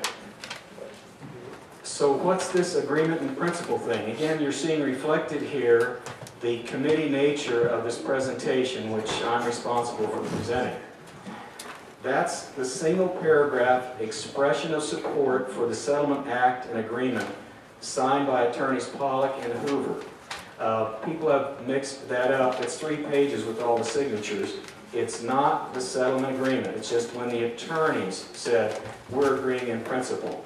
And I know Hopi got a little confused about that. I want us to take a little mental pause here and get a sense for the statewide overview of water and power. I also want to thank Jack Ahasteen. This is his. He does such a good job for all of us, taking complex situations and issues and making them understandable. What we see here is what's taking place in Arizona and has for decades. Navajo coal is mined on the Navajo Nation, Black Mesa, goes to Navajo Generating Station, which is not Navajo. 25% of the power goes across the state and pumps water out of the Colorado River through CAP, 336 miles, through Phoenix and Tucson, and it keeps Phoenix and Tucson alive. I have talked to some economists I know elsewhere in the state, and even though the value of Navajo Generating Station was recently set at $18 billion, I think that's minuscule. The value to everybody down here is in the hundreds of billions. Navajo Generating Station is carrying on its back, or I should say Navajo is, about, I've been told by economists, 2/3 of the economy of the whole state of Arizona. How much of that value is Navajo getting? Yeah, my family's quite concerned, as are many people in this room, that it's getting next to nothing. Okay, I thought we'd toss in the famous Blue Springs. It just comes out of the Red Wall and Blue Wild limestones. It flows right into the lower Little Colorado River Gorge. And it's 12 miles up from the mouth of the Colorado River. Up top it says, the Arizona Department of Water Resources reports, on average, 340,000 acre-feet per year flows into the Colorado River from the Little Colorado River. That's 340,000 football fields a foot deep. A very dependable, this is the most dependable flow that anyone's identified for me in the entire Colorado River region and Arizona. A very dependable 160,000 acre-feet per year. Now let's get a handle on that. That is 2,055 gallon barrels per minute. 2,055 gallon barrels per minute gushing out of the rocks and flowing into the Little Colorado River and then the main stem. It all goes to free use downstream. Now, water values are something I specialize in. I marketed water, or leased it, for the Yavapai Prescott tribe. When I worked on their water rights settlement, I was their principal negotiator, not their attorney, but principal reservation negotiator. Our attorney was Bruce Babbitt until he became Interior Secretary. The value of the Blue Springs water in Arizona, the ownership value, is $1 billion. Main stem water is going for $6,000 an acre foot. In Las Vegas, it's $1.6 billion because they're willing to pay no less than $10,000 an acre foot for a long-term lease or ownership of water, which is a hard thing for them to do. This just gives us a sense where Blue Springs is. Here's where it meets the Colorado River. The Little Colorado is right here. It flows north, makes the turn, and then the main stem comes down here. Go ahead. Blue Springs is sacred to traditional Navajos and Hopis. I have been here 7 times, and I'm embarrassed to say I accepted the Park Service description when they explained to me that Blue Springs rises on National Park Service land. That is not true. You just saw it on the map. It's 4 miles inside the Navajo Nation boundary, so it rises entirely on the Navajo Nation. Go ahead. Now, this is a view from across the river. The Little Colorado River is in flood right here. It's coming from the left and flowing into the main stem and going south. So you see it's pretty rugged territory. It's a long way down there. And the water changes from the blue with a high total dissolved solids to this flood water that we're most used to seeing. Blue Springs is included. I've heard that several times regarding the settlement. And family says, all right, answer that, Jack. Is it included? And I had to say, well, not really. There's no quantification. There's no priority date. There's no actual ownership. There's no ability to use it. But others do, both here and downstream. Now, I'm tossing in these subject matters because I was asked to. Just hit one after another at the beginning to save you folks time and cover a breadth of subject matters. The Handbook of Federal Indian Law says allottees' water rights are not subject to abandonment or forfeiture. Most important, allottees succeed, i.e. in allotments from reservation land, to tribal priority of res creation date, of the reservation creation date. What that means is that if an allotment is taken right out of a pre-existing piece of reservation land, then the water rights priority of that reservation land attaches to the allotment, and the allottee takes a proportionate share of the tribal water. There are other kind of allotments, however. There are allotments established before the reservation grew around them, or, as in New Mexico, thousands that were taken out of what we call BLM land. There are 5,888 Navajo allotments. The majority are not taken from reservation land. In fact, I think there are 2 allottees in here that I know of. Byron Hushcon right here, who's going to translate for me if we need to do that shortly. Byron has an allotment that predates the growth of the reservation around it. In other words, it was taken out of the public domain or BLM land. His constitutional rights are being violated because his rights were reserved when the allotment was established, not when the reservation grew around it. So the EIA is actually violating his constitutional rights, and there's an attempt to waive his property rights here. And a water right is a property right. These issues have not been addressed for a number of allottees. A general assumption has been made that the allottees will be handled by BIA, and if they're in the current boundary, within the current boundary, well, we'll take care of that. The United States Supreme Court has made it very clear in 2 Indian Land Consolidation Acts that even the smallest level of property is protected by the Constitution.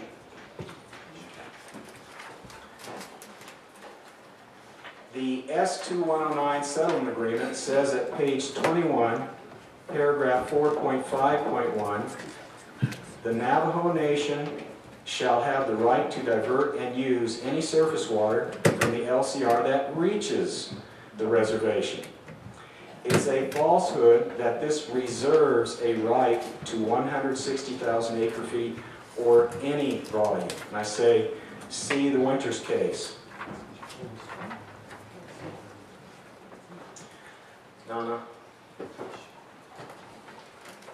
Leading up to the 1908 Winters case, Fort Belknap in 1888, farmers went upstream in the 1890s. So Fort Belknap in Montana was established in 1888. The farmers started moving up on the Milk River in the 1890s. I used to work over here. I lived in Missoula. I sometimes worked on the Flathead Reservation. This next slide was not the committee's choice, it was mine. This is where I used to work.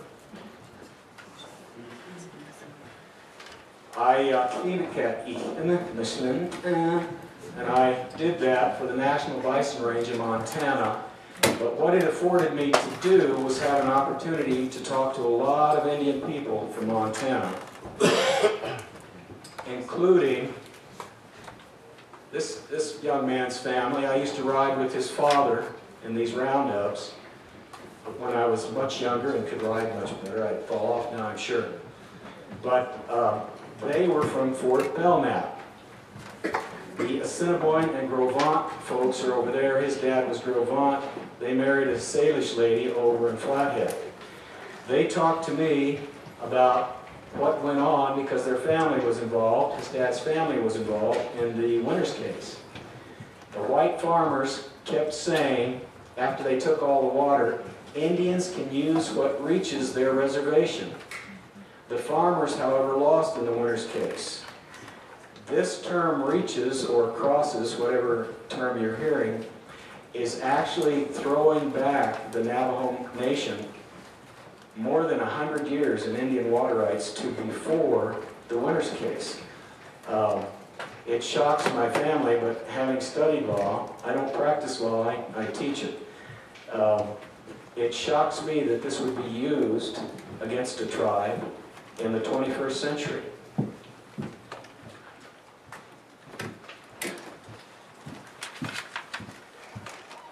Then we have a case or an example of a water rights quantity, priority date, and properties set in one paragraph in the agreement, then giving priority away in the next. The agreement, page 20 and 21, if you guys have it, I'm going to have to read a little bit, not much, but a little bit from it.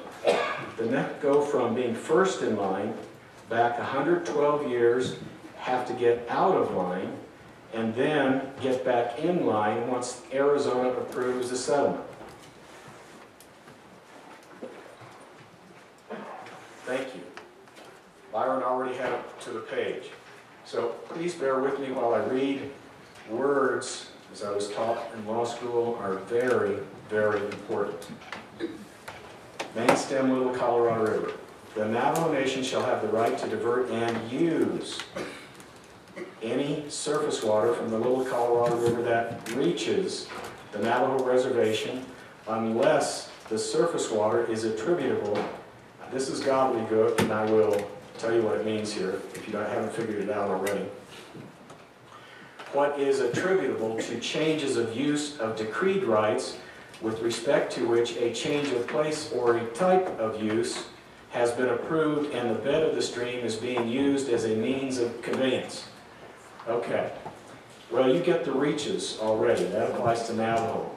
But if somebody upstream has a quantity of rights and they want to convey it to somebody downstream past the res, you can't touch it while they use the channel of the river to convey that water.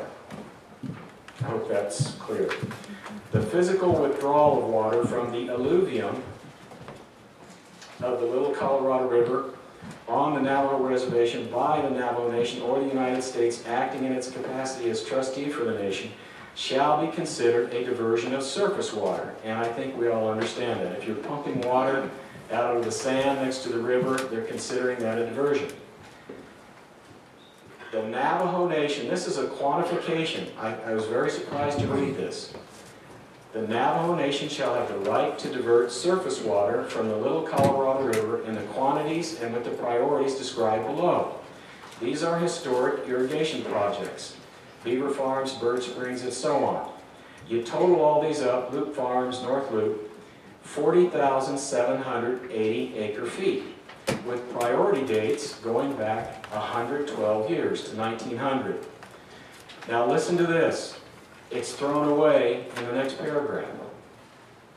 You have a priority date going back as far as 1900, and now it's thrown away. It says, notwithstanding subparagraph 4.5.1 and 4.5.2, which I just read, and the table associated with it, and the 40,780 acre-feet, neither the Navajo Nation nor the United States acting in its capacity as trustee for the nation or latees, there's the latees again, shall make calls or exercise rights of priority in the LCR adjudication or in any other judicial or administrative proceeding against upstream or downstream off-reservation water uses in the LCR basin with priority dates earlier. Now this is where you're going to the end of the line. You've been waiting for 112 years at 1900, and all of a sudden, you're not only going to the end of the line, you're getting out of the line. You won't complain or raise any issues against priority dates earlier than the effective date to satisfy its historic and existing or future uses.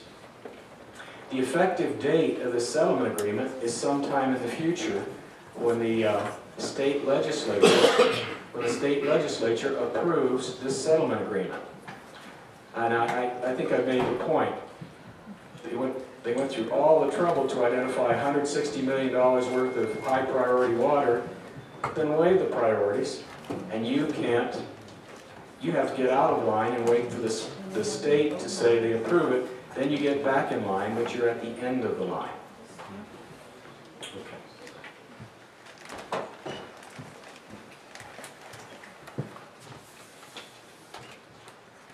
Some say the Navajo Generating Station is not in the agreement, but water provisions for NGS are. You can see it at page 13 of the index. You guys don't have to do it now. I'll do it myself. But if I go to page 13 of this index, and by the way, that same 100 people that put this presentation together, put this index together, and you can look things up for your constituents. If somebody comes up and says, is NGS in that settlement agreement? You can use the alphabet and find NGS on page 13. It says water provisions, page 94, section 13.14.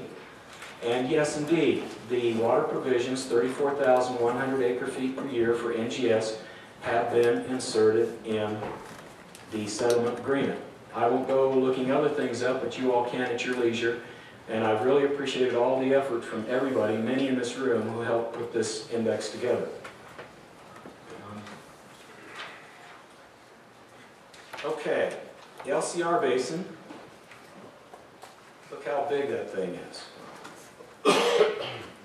This is the sea aquifer, the darker blue, and that's the LCR basin, sea aquifer, LCR basin. That's burning in our minds. We're on top of it over here. It's underneath us. It's all over that territory you guys know very well.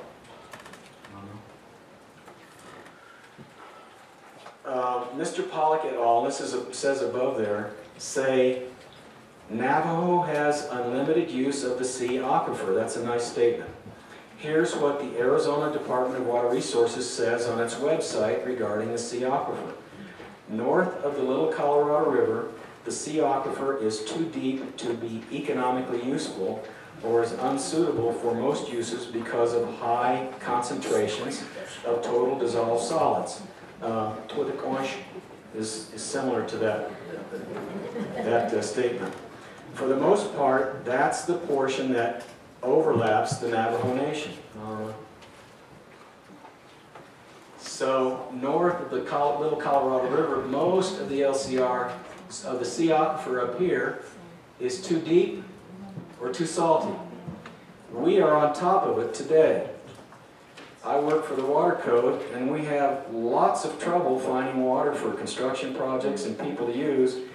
So the statement, we have unlimited use of sea aquifer, has to be qualified. More knowledge of what that entails is important in decision making. Otherwise, we'd have wells all over the place if the sea aquifer was economically and chemically available. Okay.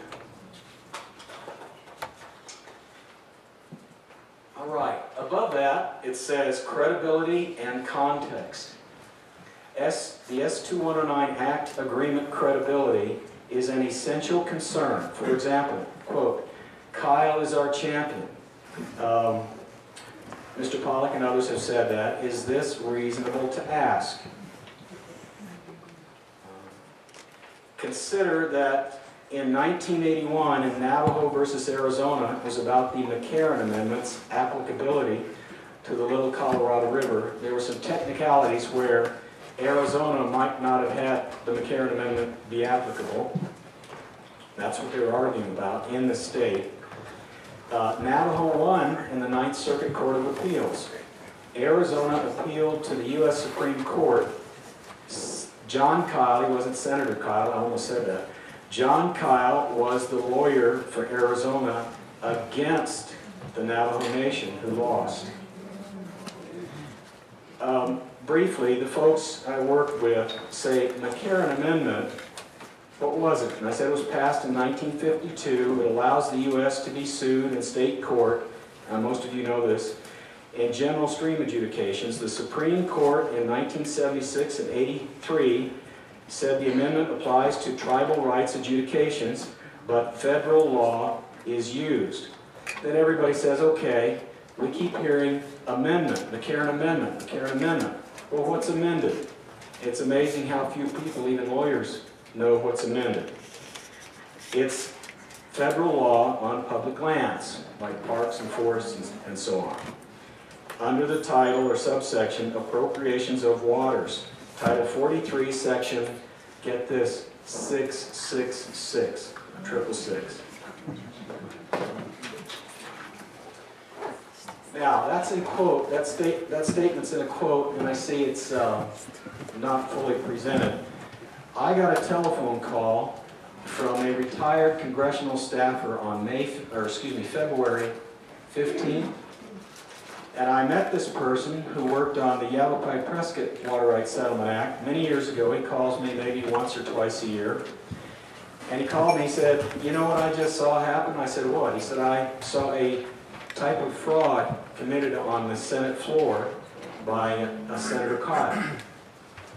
And he said, I know that doesn't happen there.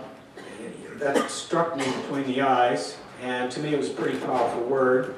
I know what fraud is, but I thought I would look it up and clarify it for myself. Fraud is deceit or deception, trickery, intentional perversion of the truth to induce another to give up something of value or surrender a legal right, an act of deceiving or misrepresenting.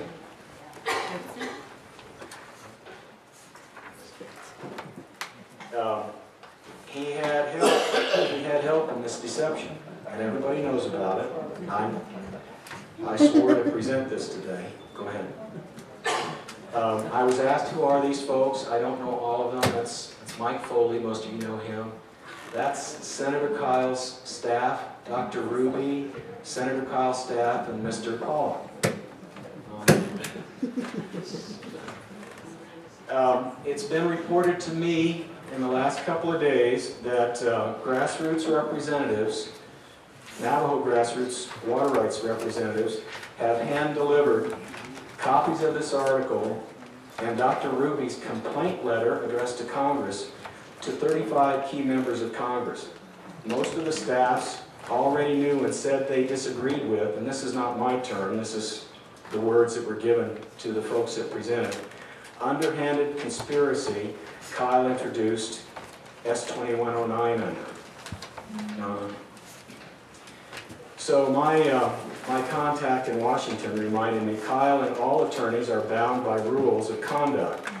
That would include Arizona Navajo Nation or the American Bar Association Rule 8.4. And also, client loyalty and client informed consent are parts of the rules. 8.4 reads, as I was reminded, it is professional misconduct to engage in conduct involving dishonesty, fraud, deceit, or misrepresentation.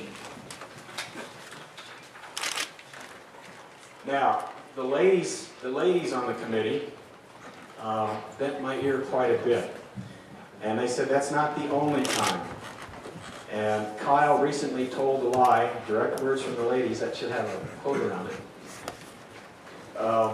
about women's health issues. When caught, he said, now this is a quote from him, I've seen this in print, that was not intended to be a factual statement. So some ladies in the Phoenix area put together this memorial stone for Senator Kyle, and it says, John Kyle, hero, loving husband, and awesome warrior, not intended to be a factual statement. So at least the ladies had a sense of humor.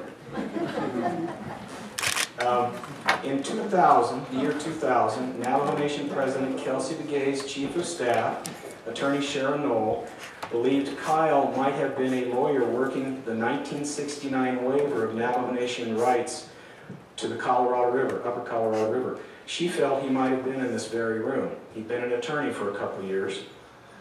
She tried to check council records, but was blocked by orders to the records branch from attorney Britt Clapham. I remember when that happened with Stanley Pollock's concurrence. You know, we still don't know. It'd be nice to put that to rest, to see if there's any chance. I'm guessing it's a low probability, but she thought it was higher. So, I'll begin to end this session, not the presentation, but this session. I don't know where they got this photo. The young people can find things anywhere. Kyle is our champion, and this is the photo that the committee chose to represent the answer to the question. My conclusion says that Kyle is not a champion. He's a very intelligent man. I talked with him before in a water rights settlement years ago in his office before he had all the power he has now. He's a very intelligent man doing his best for Arizona's currently Anglo-controlled and worried Republican Party to hobble the largest voting bloc of Democrats in Arizona. S2109 Act Agreement, the Act Agreement waives billions in water-related values and severely reduces Navajo as a political and economic player in Arizona. Navajo is much better off with Kyle out of the picture.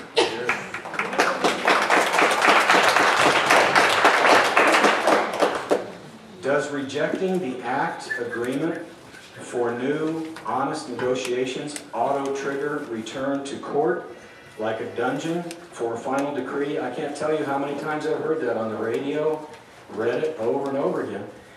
And I just found in my records about 8 or 10 years ago, Mr. Pollock reporting happily to the council, he got another continuance for the LCR or another adjudication, I don't remember the specifics. No, you will not go right back to court unless you want to, and you choose to. If you don't want to, you get a continuance. So it's a falsehood, and yet another attorney misrepresentation to be considered.